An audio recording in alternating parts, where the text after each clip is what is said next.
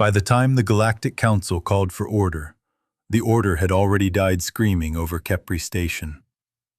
The emergency feed still burned above the chamber like a wound in space. Civilians packed shoulder to shoulder behind transparent blast walls. White utility lights flickering red through smoke.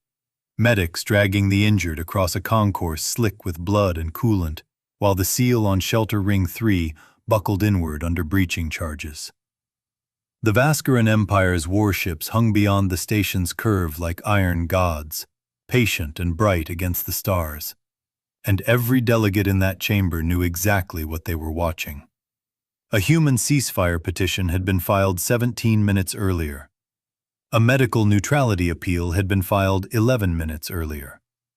A final surrender acknowledgement from the station governor had been transmitted 6 minutes earlier. The Empire had ignored all three. And still the council was voting.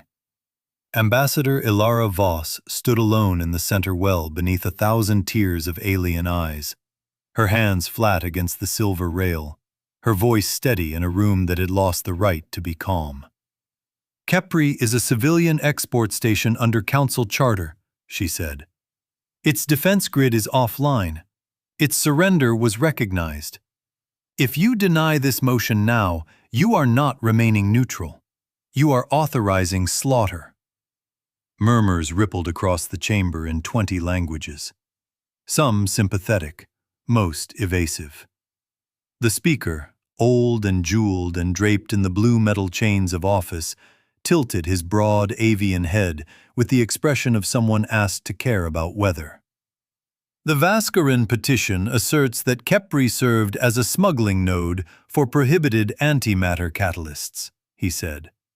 Under emergency retaliation standards, punitive seizure remains lawful until an inquiry panel is convened. On the feed behind him, the shelter wall ruptured. The sound reached the chamber a half-second late. The lag made it worse. First, the image of civilians thrown backward in a blossom of flame and shredded polymer. Then the roar. Then the children screaming.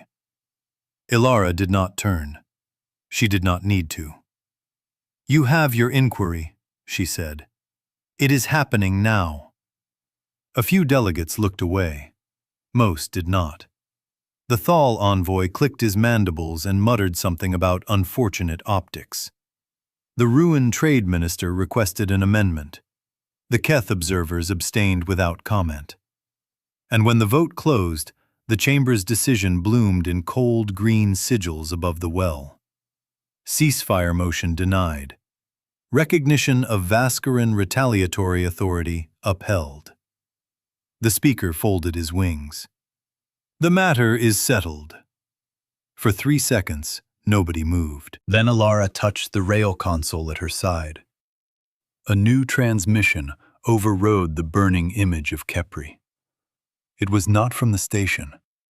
It was from the hospital ship Mercy of Jakarta, a Terran relief carrier running full medical beacons, full civilian registry, full council transponder priority. Its captain's face appeared for an instant, pale under emergency strobes, breath coming hard. "This is Mercy Actual. We are receiving target lock from Vaskaran cruiser Zenkor. We have 612 wounded aboard, including non-human evacuees under council protection. Repeat, we are a hospital ship. We are—" The feed cut in a white flash. No debris, no static, just light. A terrible, private silence passed through the chamber. Even the delegates who had argued for procedure understood what that meant. A hospital ship did not vanish cleanly unless someone wanted nothing left. Ilara looked up at the speaker. "Record the timestamp," she said. "I want history to know the exact second this council became irrelevant." The speaker stiffened. "Mind your tone, human." "No," Ilara said, and the word fell through the room like iron. "You've mistaken restraint for dependence. That was your last mistake." She stepped back from the rail, deactivated her translation halo, and walked out while Kepri burned behind her.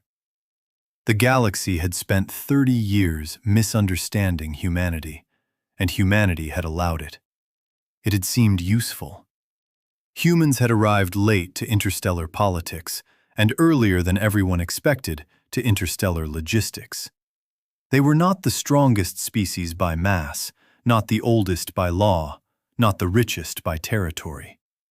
Their fleets were modest in tonnage. Their diplomats spoke too softly. Their colonies grew gardens before gun batteries.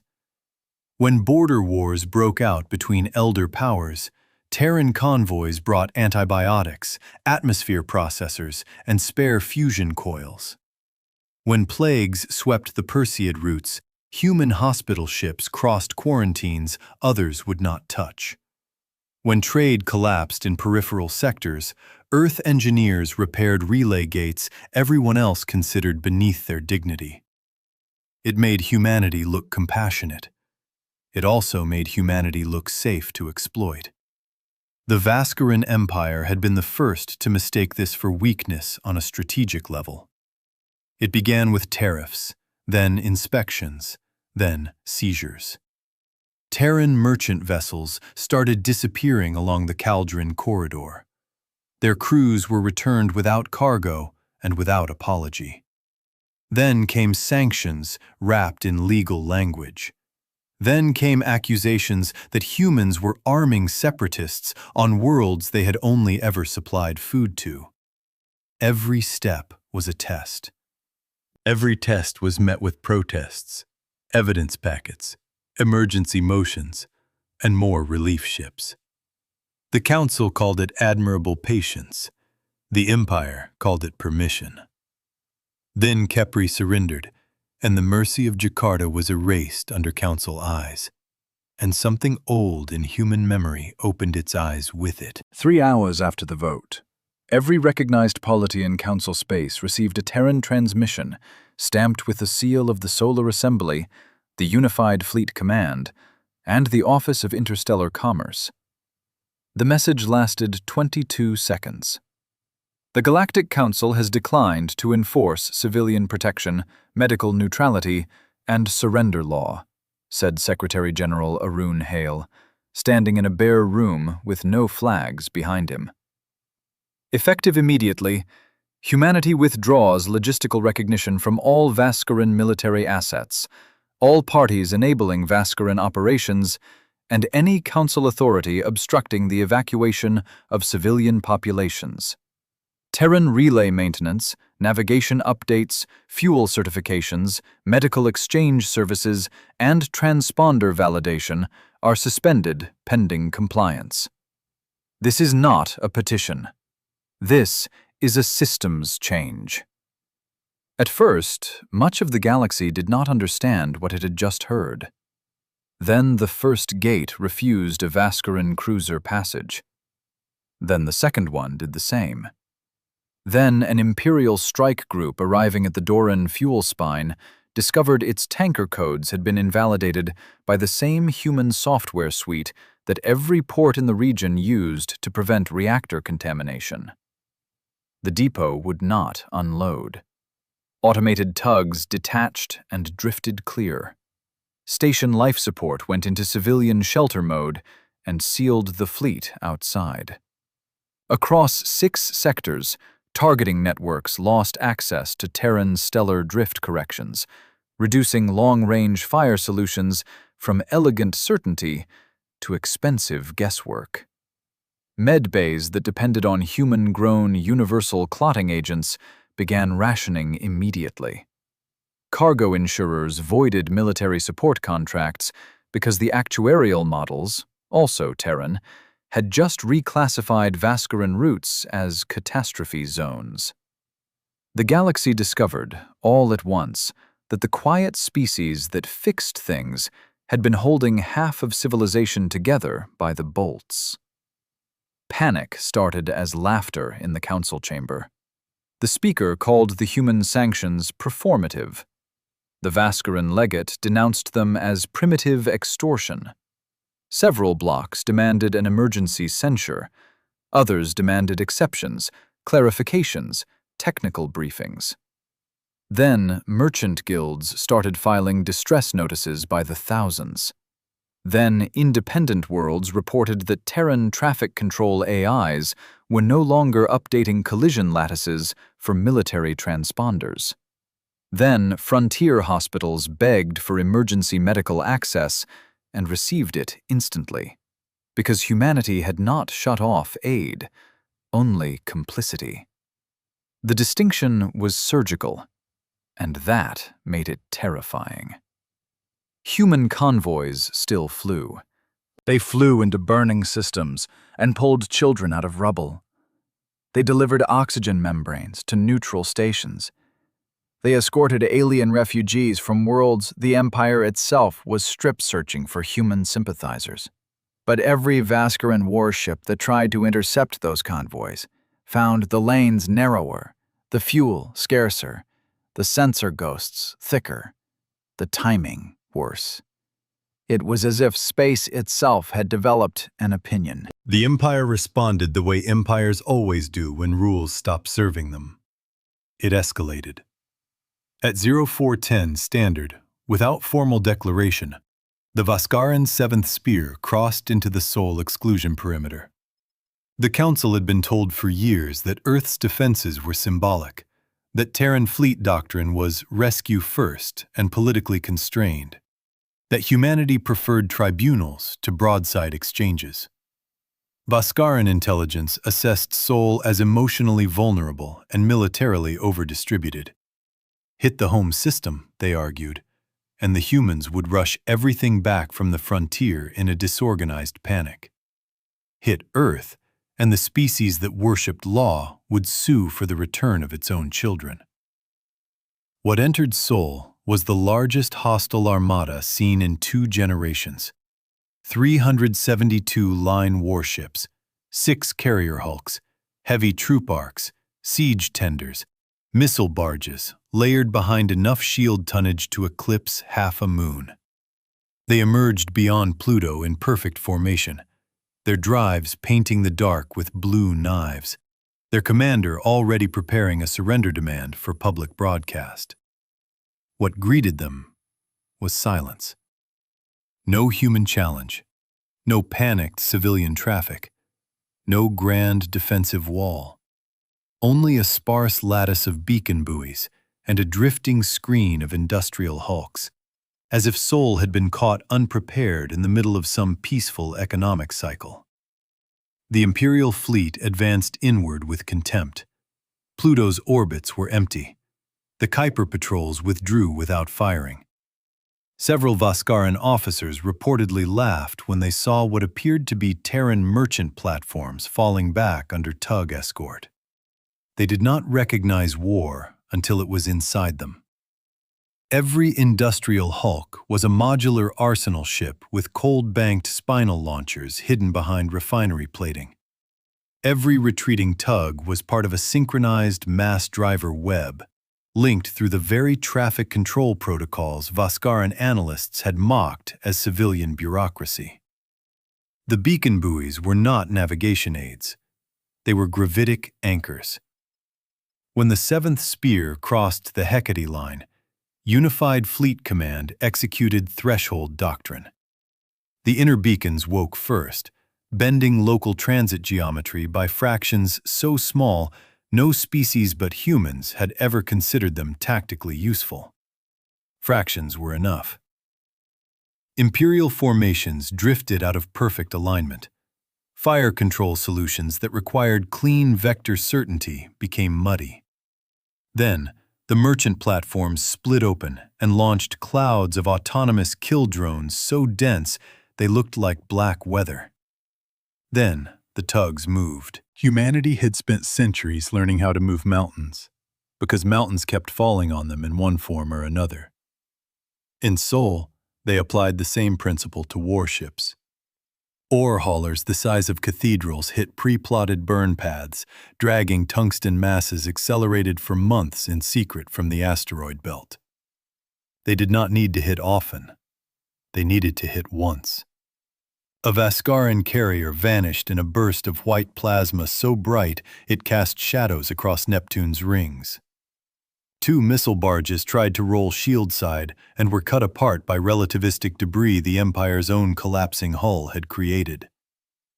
Then the first Terran battleships arrived, rising from behind moonlets and maintenance docks where they had sat disguised as inert infrastructure, dark and patient, and already ranging targets. The galaxy had expected human war to be loud. It was not. It was clean, timed, disciplined to the edge of inhuman.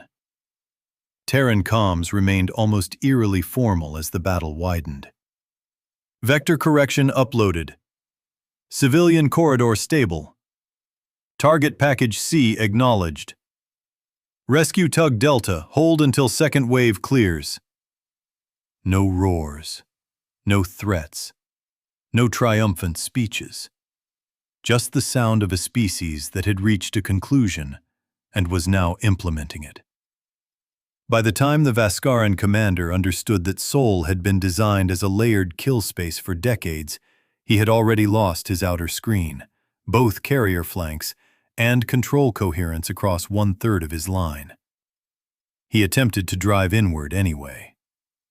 Earth was still the prize. Earth was still the pressure point. Earth still had to be vulnerable. Then Luna fired. The old moon had always looked almost undefended on foreign scans because human defense planners understood vanity. They let alien observers see parks under domes, transit lights over the regolith, museum districts, shipyards, civilian traffic. They did not advertise the weapon galleries buried kilometers below basalt, or the launch shafts disguised as mining scars, or the reserve command staff living entire careers in silence under the sea of tranquility. Hundreds of subsurface batteries opened in sequence, not in a wasteful burst, but in a patient, murderous rhythm, each volley forcing the Imperial fleet to maneuver exactly where the next invisible trap wanted it. And still the Empire pushed. Because arrogance does not die quickly. It dies in layers. A crippled Vaskaran cruiser broke formation and sprinted on a collision course toward the Martian agri-rings, its captain apparently deciding that if he could not take Earth, he could at least burn humanity's breadbasket and prove the species could bleed. Terran interceptors converged, but the cruiser vented drives and accelerated beyond their projected kill box. For 9 terrible minutes, the entire system watched that ship fall toward the rings. Then, a civilian ferry turned and put itself in the way. Not a warship, not an escort. A ferry, old and broad, and full of evacuees leaving Phobos under emergency routing. Its captain transmitted a single sentence to traffic control. "We have the angle." The ferry fired its maneuver spine at overload, crossed the cruiser's vector, and died in contact, buying the interceptors the half-minute they needed to turn the wreck into expanding vapor before it reached Mars. The names of the ferry's crew were entered into Terran military rolls posthumously that same hour. The Empire had been taught that humans separated civilian life from national resolve in neat legal categories. It was learning that with humanity, the categories existed. The resolve ignored them. All across the front, the consequences of Kepri kept multiplying. Vaskaran garrisons, stranded by fuel denial, began requisitioning from local populations and triggered riots they could not contain. Client worlds, once loyal to the Empire, discovered Terran aid ships would still dock if civilian corridors were respected, and that Imperial commanders would sometimes shell those corridors out of spite. Recordings spread. Evidence spread faster. The Thal, who had abstained in the council vote, abruptly opened their archives and released proof that Vaskaran intelligence had fabricated the antimatter allegations against Kepri months earlier. The Rune trade syndicates, scenting the direction of history, froze Imperial credit. Smaller species did something even more dangerous. They started asking whether Terran law might protect them better than Council law ever had. That was when the Council tried to regain control. They summoned Ilara Voss back to the chamber under emergency immunity and demanded restoration of human services in exchange for a delayed inquiry. This time, she did not come alone. Behind her stood a line of officers and civilian administrators in plain dark attire. Among them, a fleet admiral, a logistics comptroller, a surgeon commander from the Relief Corps, and a woman from Earth's Orbital Traffic Authority whose name most delegates had never heard. That woman, delegates later claimed, was the most frightening person in the room, because she looked exactly like the kind of person they had spent decades overlooking. The speaker, stripped now of some of his certainty, tried intimidation first. "Your unilateral actions have destabilized interstellar order." Ilara's eyes did not leave his. "No," she said. "They exposed that you never had one." The Vaskaran legate rose, scales dark with stress. "You dare lecture this chamber while your fleet violates sovereign movement rights and executes blockades without council approval? Your forces murdered a surrendered station and a hospital ship under council observation," said Admiral Imani Cade, speaking for the first time. Her voice was low enough to make people lean in. "You invaded our home system under a neutrality ruling you manipulated. You targeted civilian agriculture after your line broke. There is no legal tradition in known space that survives those facts with your dignity intact." The speaker slammed his staff. "Then by what authority do humans now decide the law?" By then, the answer had already entered half the chamber's private feeds. Kepri's full forensic archive. Mercy of Jakarta's vanished flight recorder, reconstructed from relay echo. Vaskaran command orders recovered from seized BattleNet nodes. Supply records, falsified inspection warrants, bribery ledgers, vote whip communications, covert assurances from council staffers to imperial attachés. Humanity had not merely fought back. It had spent years documenting every compromise, every evasion, every polished lie spoken in rooms like this one. Calmly, meticulously, waiting to see if the system could correct itself. It had not. Ilara let the silence tighten before she answered. "We are not deciding the law," she said. "We are deciding whether law is real." Then she placed a data rod on the chamber rail. "The Concord of Sentient Protection is now active," she said. "Any polity that signs will receive immediate Terran civilian corridor guarantees, medical access, relay maintenance, and mutual defense against atrocity acts.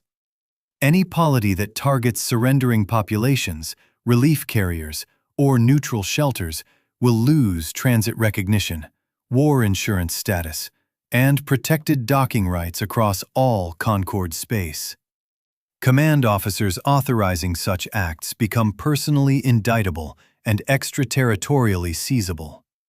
Enforcement begins now. Membership is open to all species. Council approval is not required." The chamber erupted. Some delegates shouted that this was a coup, others demanded the text. Some called home before their microphones even shut off. The smaller worlds, the raided worlds, the worlds with long memories of being told to wait while stronger neighbors interpreted procedure over their dead, read the Concord and understood immediately what the great powers were only beginning to grasp. Humanity had not simply retaliated. Humanity had built a replacement. The first signatures came within an hour. The second wave came after the Battle of Seoul ended. It ended not with a glorious explosion at Earth's horizon, but with the Vaskaran flagship trying to run. The seventh spear had been ground down from an invasion force into fragments scattered across astronomical units of cold vacuum. Some ships surrendered. Some self-destructed. Some drifted powerless with their crews alive inside, listening to the polite Terran hails instructing them how to vent reactors and prepare for boarding. The flagship, Iron Dominion, punched a corridor toward the outer system, hoping to link with reserve elements and preserve enough command authority for the Empire to claim it had not been broken. Unified Fleet Command let it believe, for a little while, that escape remained possible. Then the gates ahead of it changed. Human engineers had always called the relay network a conversation between distances. For the first time, they made it answer in a new language. Transit apertures the Empire thought were stable, twisted by microcalculations no non-human system could predict. Exit vectors became dead zones. Safe corridors became one-way funnels. The Iron Dominion emerged exactly where Terran pursuit groups wanted it, in the shadow of a maintenance halo around Saturn, where magnetic scaffolds and repair frames had been quietly reinforced into an execution chamber. No grand fleet surrounded the flagship. Only 6 Terran warships, 2 tug arrays, and enough remote drone batteries to make resistance mathematically obscene. Admiral Cade opened a direct line. "Vaskaran flagship, Iron Dominion," she said. "You are cut off from fuel, command relay, treaty recognition, and retreat. Your surviving escorts have powered down. Your targeting authority is invalid under Concord enforcement. Shut down your reactors and prepare to be boarded." The Imperial commander, blood streaked across one side of his face, laughed once through broken teeth. "You would not dare seize a sitting high marshal." Cade's expression did not change. "We dared when you fired on children." The Iron Dominion shut down 13 minutes later. After that, the collapse was not dramatic. It was worse. It was administrative. Imperial governors found their trade dead, their supply tenders gone, their subordinate captains unwilling to risk personal indictment for massacre orders that might once have vanished into wartime ambiguity. Worlds previously too afraid to resist began refusing garrison access unless Concord inspectors were present. Fleet officers mutinied rather than inherit doomed commands. Even old Council allies distanced themselves with astonishing speed once they understood that humanity's wrath was not blind. It was documented, target-specific, and fully capable of distinguishing the guilty from the merely adjacent. That precision made evasion impossible. The Empire could not rally sympathy by claiming genocide when Terran aid ships were feeding Vaskaran civilians in occupied border sectors while arrest warrants went out for the officers who had starved them. Recognition came slowly to some and all at once to others. The Speaker resigned before the censure vote could reach him. 3 senior council clerks fled and were intercepted not by assassins, but by customs officials on a Concord world carrying impeccable warrants. Kepri's surviving refugees were brought before an open assembly on Earth and allowed to testify in their own languages.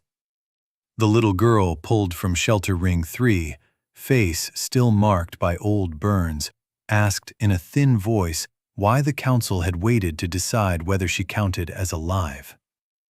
Nobody in the chamber that day ever forgot the quiet after that question. Humanity did not occupy the council capital. It did not crown an emperor. It did not demand kneeling ceremonies or tribute fleets. That frightened the galaxy more than conquest might have. A conqueror was familiar. A species that could destroy an empire, expose a senate, redesign interstellar law, and then return to repairing hospitals was something else entirely. Something colder. Something with standards. In the years that followed, histories would argue over when the old order truly ended. Some said it was the denial of the ceasefire at Kepri. Some said it was the instant the mercy of Jakarta disappeared. Some said it was threshold doctrine at Seoul, when the Terran fleet stopped pretending its rescue ships were all it had. But the diplomats who survived that era knew the truth. The old order ended when humanity stopped asking broken institutions for permission to be outraged. Because once that happened, every species in the galaxy was forced to reevaluate what the humans had been all along. Not gentle, not naive, not civilized in the weak, ornamental sense the elders preferred. Humanity had been disciplined. Humanity had been observing. Humanity had spent decades offering the galaxy the easiest possible future. Mutual law, mutual aid, mutual restraint. And when that offer was insulted, betrayed, and finally burned alive under a council vote, humans did what their enemies never imagined they could do. They made good on every quiet promise hidden inside their patience. The final session of the reformed Interstellar Assembly was held 5 years later in a chamber stripped of the old speaker's chains and imperial heraldry. The names of the dead from Kepri and the Mercy of Jakarta were engraved into the entry arch where every delegate had to pass beneath them. Above the central well hung no empire's crest and no species banner. Only the first article of the Concord in every registered language. No surrendered life is disposable. When Ambassador Ilara Voss returned to speak there, the room rose before she said a word. She looked older. So did everyone. Peace, she said, is not the absence of force. It is the presence of consequences for those who think compassion is exploitable. We offered peace under your rules. You rejected it. So we wrote rules that could survive the test. No one interrupted. No one dared. Beyond the chamber, Terran engineers were already repairing another relay line for worlds that had once mocked them. Terran medics were already training foreign crews who would one day save lives not their own. Terran fleet academies were already teaching a generation of officers from 10 species that mercy without enforcement was only theater. The galaxy finally understood what humanity had wanted from the beginning. Not dominion, responsibility.